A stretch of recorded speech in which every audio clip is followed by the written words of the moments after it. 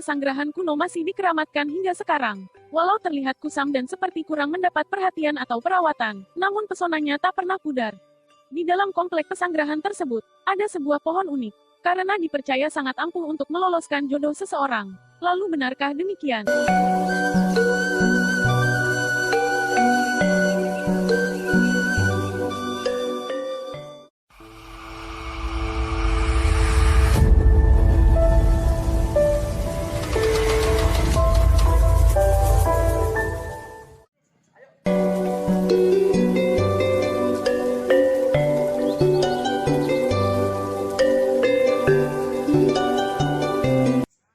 Pesanggerahan ini sering disebut Pesanggerahan Langenharjo, merupakan bangunan cagar budaya, peninggalan dari Raja Pakubuwono ke-9, Kasunanan Surakarta.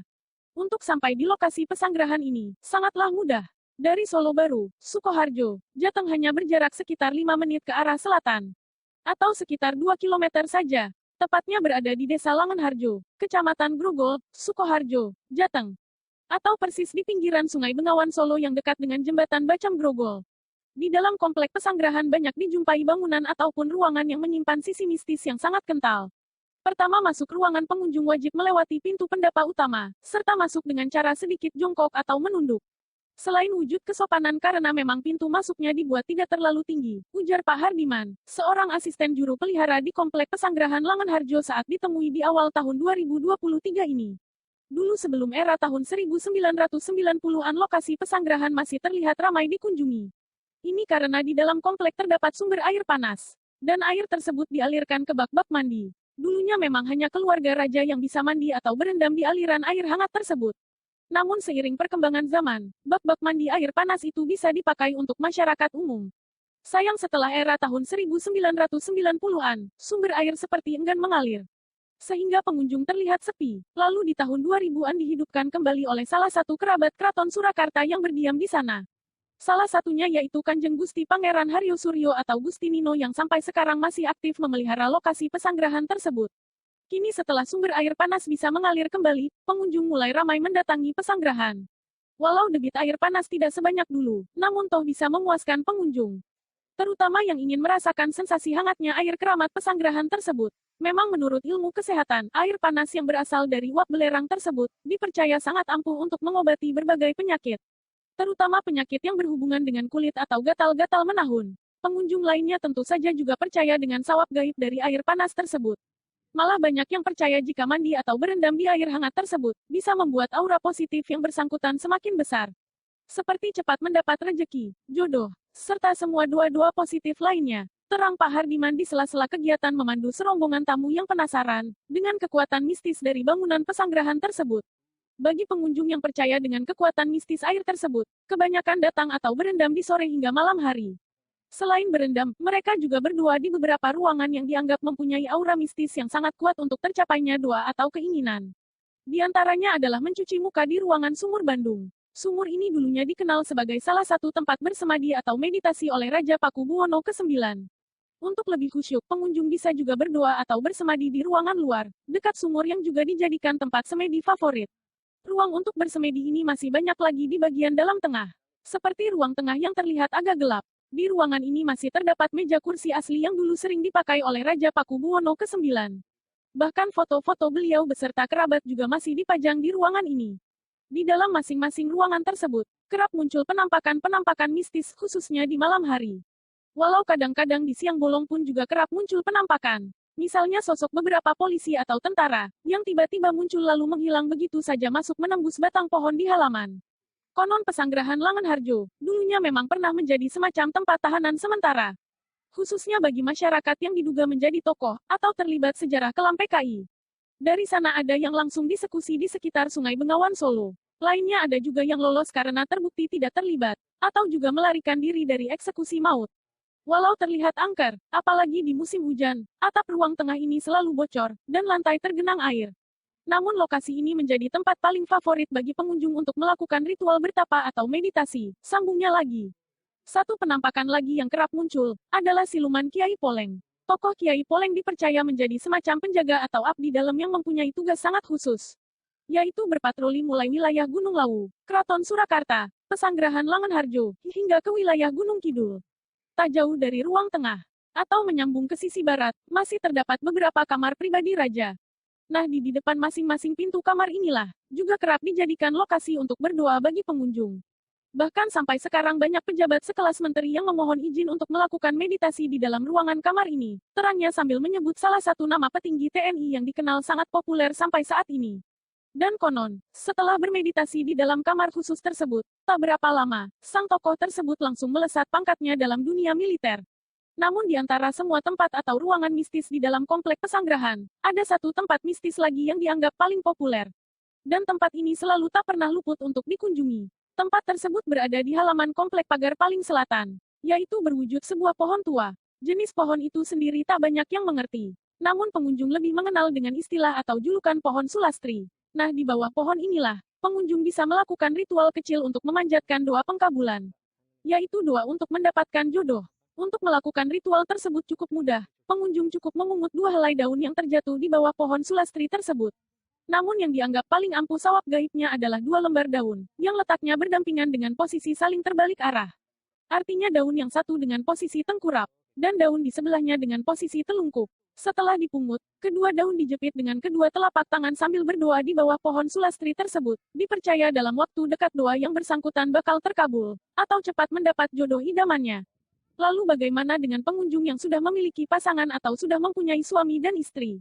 Bagi mereka tetap dipersilakan bisa melakukan ritual doa jodoh tersebut. Namun dengan tujuan, jodoh versi lain. Mungkin bisa jodoh rejeki, jodoh karir, jodoh dalam hal pekerjaan, jabatan, ataupun pangkat dalam profesinya. Karena jodoh itu, pengertiannya bisa sangat luas. Seperti ingin mencari jenis pekerjaan yang cocok, ataupun usaha dan bisnis yang dianggap cocok dengan karakter si pelaku ritual. Salah satu syarat lain doa ritual tersebut adalah menyebut nama gaib sulastri di awal doa. Ini karena dipercaya gaib penunggu pohon tersebut memang bernama Sulastri. Lalu siapakah sebenarnya sosok Sulastri yang begitu melegenda itu? Sehingga dipercaya menjadi penunggu gaib dari pohon.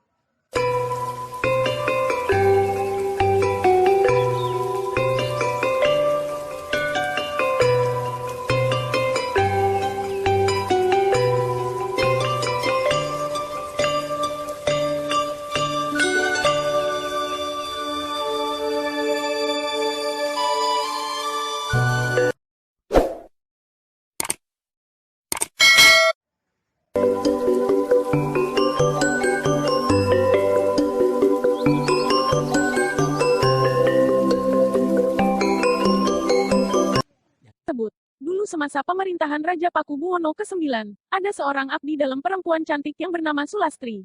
Entah mengapa tidak seperti nasib abdi dalam lainnya. Hingga umurnya sudah dianggap cukup tua di masa itu, ia belum juga mendapatkan jodoh hidupnya.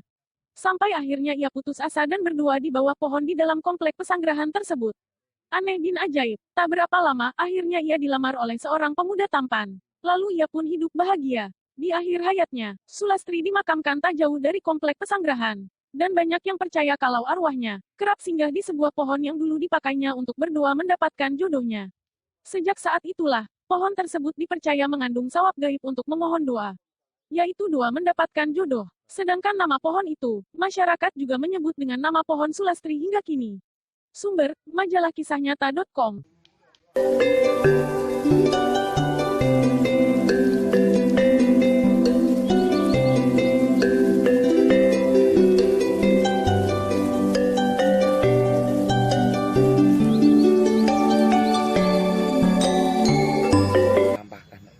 Ya, soal itu.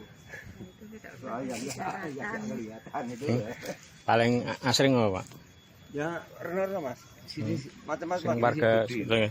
Ada kayak poleng ya. Kayak poleng. Kayak poleng. Sering keluar. Karena kayak poleng itu merupakan apa ya? Taklukan dari beliau Dewi dulu.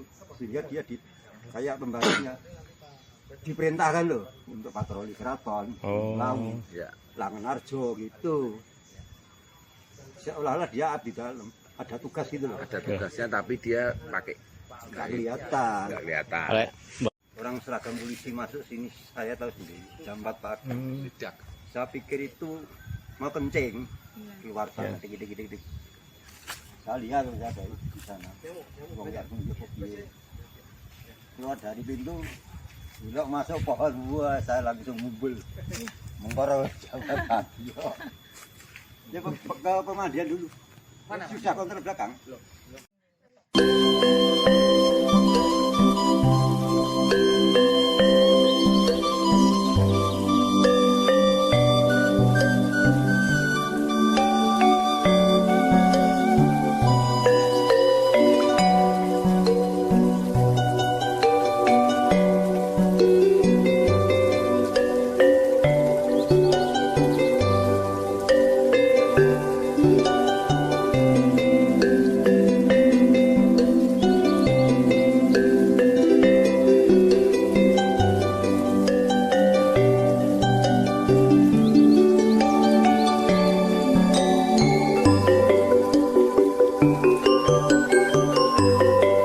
Kadang-kadang kita salah persepsi, jujur bujo belum tentu, jujur rezeki itu ya jujur, kerja ya jujur, itu bukan perkara bujo lah. Pada waktu itu Mbak Sulastri sebagai abdi dalam, niku niki lho. Niki. Nggih. Rumah mengkurep. Rumah ini. Sing mengkurep bau. Sing mengkurep enten. Sing mengkurep. Sing siji mengkurep. Oh, sing siji mengkurep. Iya. Iya, ambil sing mengkurep.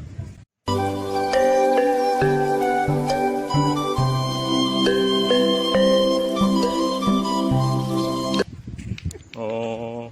Tengkurep semua. Saya yang bagus yang dekat itu. Oh, tuh. Yang dekat, Pak.